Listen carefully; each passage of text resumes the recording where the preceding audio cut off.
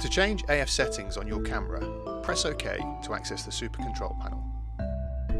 Then use the arrow pad or joystick to navigate to the focus settings and press OK. You can cycle through the autofocus mode by pressing right or left arrow keys on the arrow pad.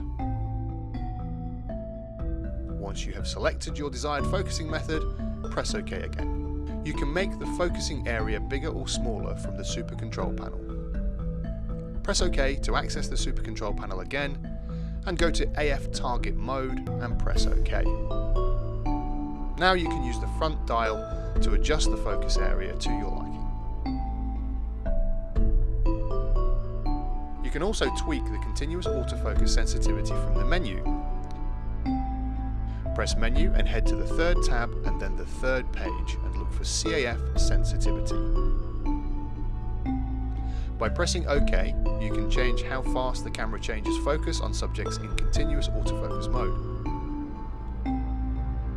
-2 will ignore a small change in the frame, and in +2, the camera aims to refocus immediately if something in the focus area changes.